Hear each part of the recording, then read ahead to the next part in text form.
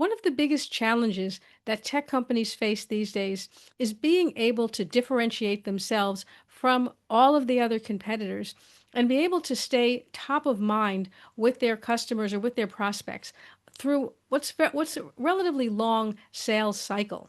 Customers see everything, and to them, everything looks pretty much the same. They see each demo, and each demo claims to be the best, the fastest, the newest, the most incredible features. And the customer looks at that and they're like, everybody's sort of saying the same thing. Who do I believe? Realistically, the way you sort of cross that river is by bringing in other customers' success stories because a customer is most likely to believe another customer, right? I mean, the biggest ask that we get at Inside Fashion is people want to know what are other brands doing? What are other people doing?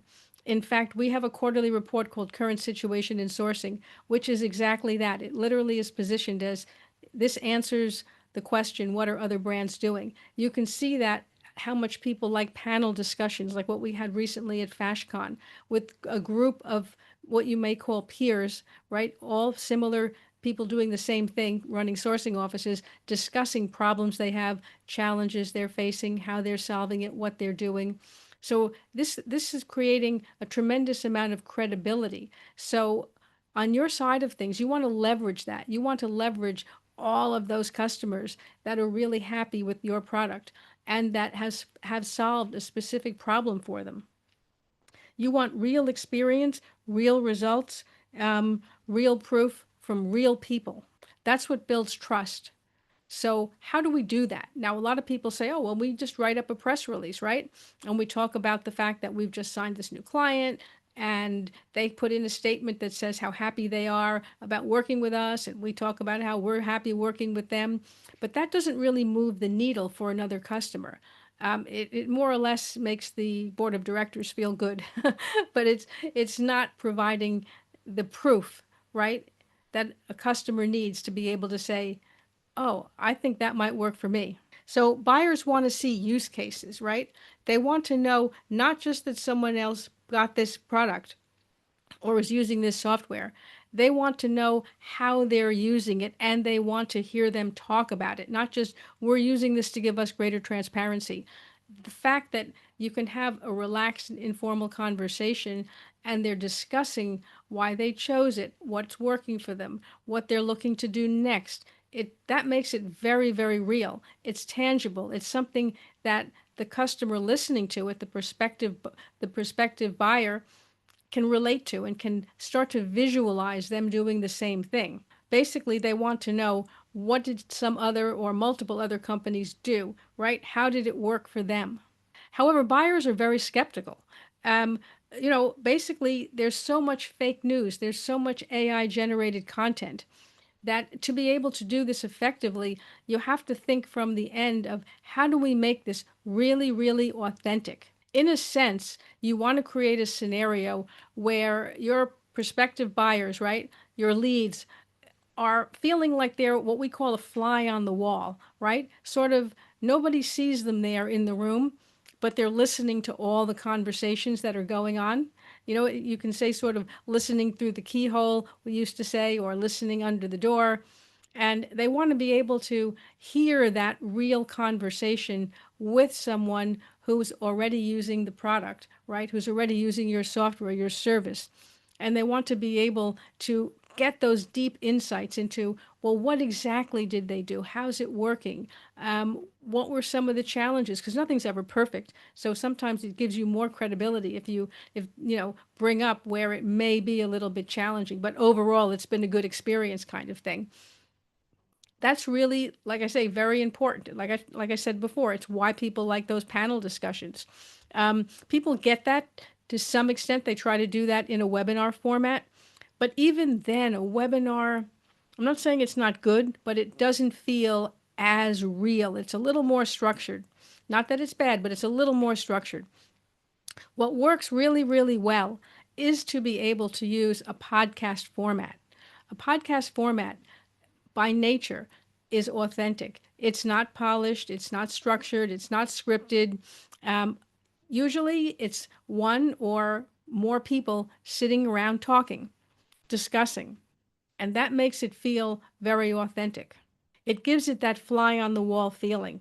It brings people in. They feel like they're part of the conversation, even though they're only listening to it, right? They're not sitting there, but you feel like it. I mean, think about it the next time you're listening to a podcast. And a podcast can be an audio or a video or both, right? So the podcast format is very authentic. Think, for example, of the Joe Rogan Experience, right? Which is, I don't know if it's still the biggest podcast out there, but it's huge. And it's just this guy sitting there. He's not dressed any fancy way, in this sort of dark, smoky room, and he's got a guest there, and they're just casually chatting, and maybe they got a snack on the table. They're just eating right there in front of the camera, and nothing all fancy. Um, and it has that authentic feeling. It's not designed for the camera. It's just two guys talking about, maybe they're talking about politics, or maybe they're talking about current events, or maybe they're talking about some place they went to. And you feel like when you are watching that or listening to it, you feel that you're actually just hearing them talk. You don't feel like they're making it polished just to be able to look good on camera, because actually they're not.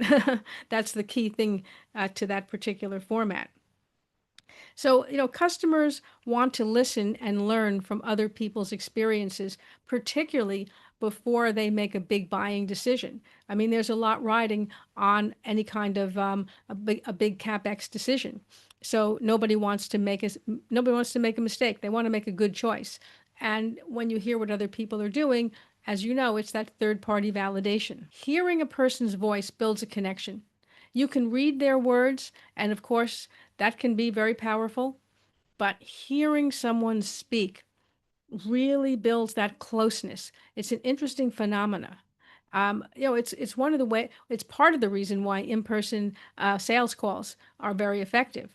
But you can't make sales calls on everybody all the time. I mean, you can go to see them, you have a meeting, and then you got to leave. And there's a limit to how often you can come back before you look like a stalker. So, in a competitive market, and let's face it, um, technology, software, very competitive, hyper competitive, you might say. Your golden key is this personalization, right? To be able to have that customer hear your voice, listen to you and your customer speaking. It makes it, like I say, very personalized, very authentic. Pre sales, by listening to you and your customer talk, it builds that all important know, like, and trust. After you've had a sales call with them, it continues to keep the conversation going. It brings them into that conversation. It keeps it going. They can continue to hear about something that they're considering. Now, what we put together is what we call our podcast mini series. What you get is 3 podcasts. Each one focuses on a different customer problem that you solved. So you may have solved multiple problems for the same customer, but you pick one so that the podcast is really focused. And we sit down with that customer and we're just talking. Okay? We say, tell us what you did. Why did you choose this software? How did it work for you? And we're just chatting about their experience, real casual. And that becomes an incredibly powerful podcast and ultimately sales tool that any of your prospects, leads, as new leads come on, can listen to. One topic. Why? Because people are generally thinking about solving a specific problem. So they can dial in to that podcast that talks about that problem. And then there'll be a different podcast with another customer that talks about a different problem, right? So you're able to have basically 3 key problems that you solve in this series. It makes it very focused, very targeted, very authentic. So you're really checking the box on everything. And frankly speaking, we're able to put it together for you because we record remotely. You don't even have to go anywhere. So even better. So you're really able to build an incredibly powerful tool to reach multiple customers anywhere in the world where you need to reach them.